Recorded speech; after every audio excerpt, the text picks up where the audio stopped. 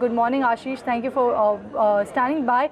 What is your view on BHEL? What should our viewer do with the stock?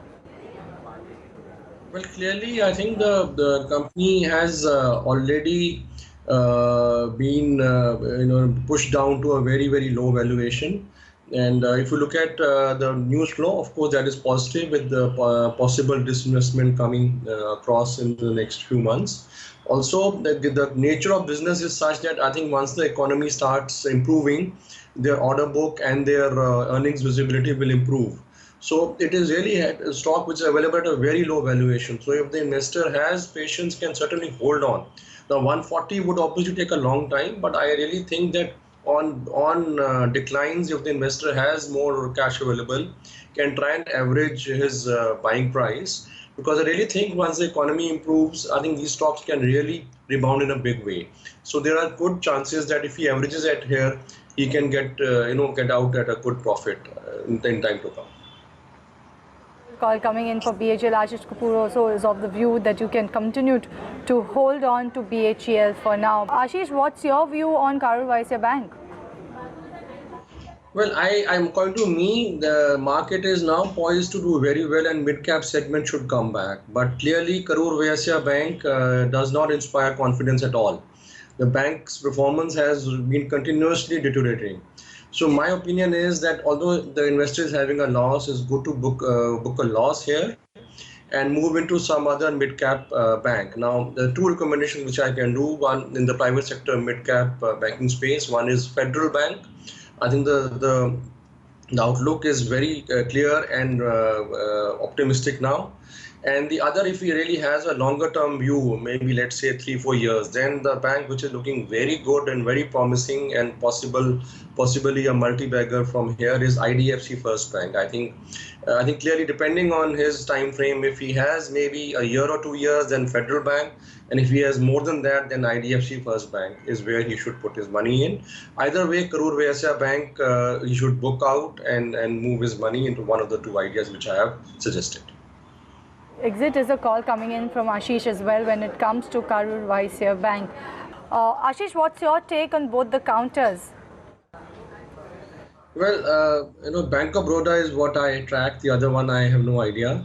Now, in Bank of Baroda, although the past performance has not been very encouraging, and generally public sector banks are not the best places to, go for wealth creation. But given the current scenario where these banks have really been beaten down over the last 3-4 years, and also given the fact that a lot of NPA resolution has happened and a lot of government action is now helping them, including what was announced yesterday for the real estate fund. So I think Bank of Baroda is also one of the better managed public sector banks. So given all that, I think it's a good place to be here, at least for the short to medium term. So I don't know how long the investor can hold on, but from the current scenario, I think at least for the maybe 6 months to 1 year, Bank of Baroda looks a good idea. Can stay invested, but on a significant rise from the current levels, he should remember to book out, because over a period of time, generally public sector banks are losing market share and are losing wealth of investors also. But for the current it is certainly a hold. Hold is a call coming in from Ashish Kapur when it comes to Bank of Baroda. 6 months to 1 year, you can stay invested in the stock. The outlook looks better. Ashish, what's your take on Yes Bank for the short term? Well, very difficult to give a call on short term, especially on a share like Yes Bank. But having said that, I think the investor, if depends on the investor. If the investor is someone who likes to take risks for possible high return, then Yes Bank is a good idea. But again, the return will not necessarily going to come by December. Return will probably come over maybe a 12 months, 18 months kind of a period. So to give it this thing, Yes Bank is right now in a state of let's say a state of a lot of restructuring, lot of action happening, lot of movement happening. So very difficult to make a very let's say intelligent guess on where things will go. But having said that, I think if any investor wants to take a call on Yes Bank, should be prepared to take a loss. So loss could be that could keep a stop loss maybe closer to the all-time low around 30. So that is the kind of a stop loss you can keep. And if things actually fall in place, the upside can be huge. Upside can be if it actually is able to overcome this current problem of NPA ballooning and is able to get a management which inspires confidence and starts taking the bank forward. It's an excellent franchise, established bank. So then things can really turn around. And then if you look at the way the other private banks have or are currently trading, the upside can be maybe as high as 200 rupees, maybe in a year and a half's time. So the upside potential is there, but the risk is also there. So depending on how the investor is poised, if he is an investor who likes to take risk for a possible high return, then Yes Bank at the current stage is a good idea.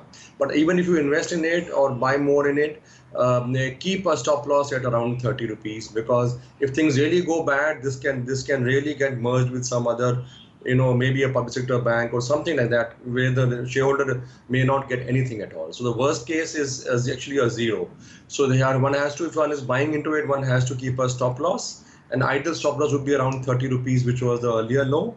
And upside potential, like I said, can be immense, can be very good, can multiply over the next 1 or 2 years.